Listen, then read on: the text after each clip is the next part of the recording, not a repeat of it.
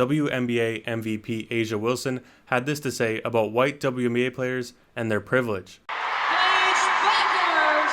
Us as black women, Paige reminds me a lot of you. Like, you say you're not really about me. And she knows how her privilege has gotten her to that point. And also, like, she's good at basketball, obviously. But, like, she understands her privilege. It's like what pushes her over the top, in a sense. It reminds me a lot of you.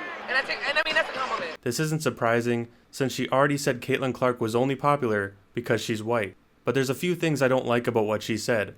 First of all, why are you immediately looking at someone based on their race or level of privilege? Why not look at someone's skill set or their character? We could do the same thing with A'ja.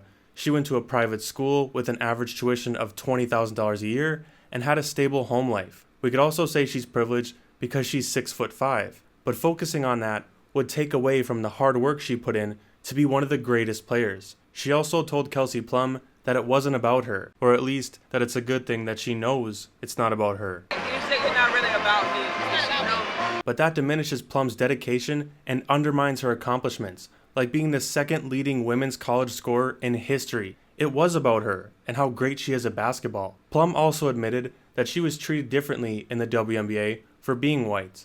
I definitely think the expectations of being a number one pick are brutal, especially if you have any type of height or like media coming out of college. They're just brutal.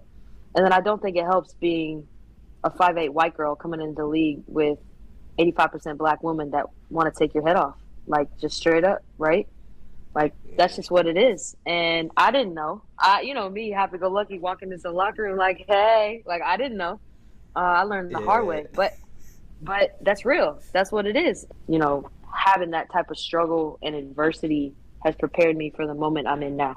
Everyone has different backgrounds or levels of privilege, but in the end, success has to be earned. You would never hear an athlete in any other professional sport speaking this way, because they understand that it doesn't matter what your background is or the color of your skin.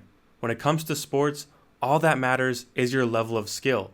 Kelsey Plum isn't one of the best players because of her privilege. She's one of the best players because of her level of skill.